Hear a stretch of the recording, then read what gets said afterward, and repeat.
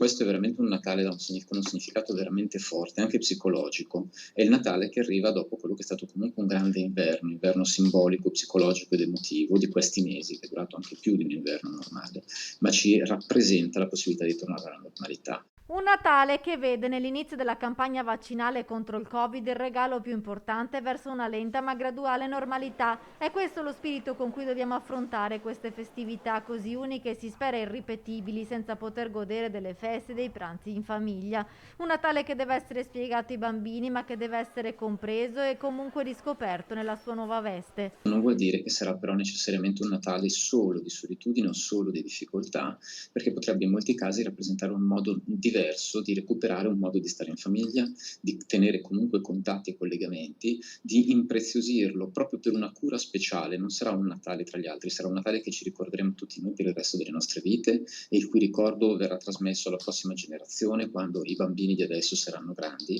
e potranno raccontare di quello strano Natale che hanno vissuto da piccoli durante la pandemia.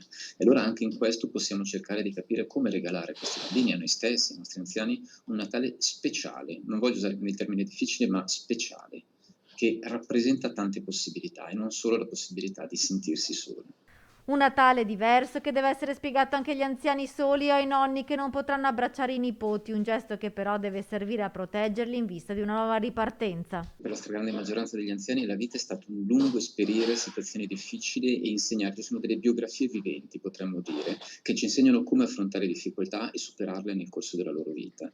Allora questa per loro è un'ennesima modalità di esprimerlo, è un momento in cui l'anziano esprime la cura e la protezione verso il resto della propria famiglia e il resto della famiglia la cura e la protezione verso l'anziano. E quindi stando lontani però da questo punto di vista il senso di cura diventa ancora più profondo che per altri anni.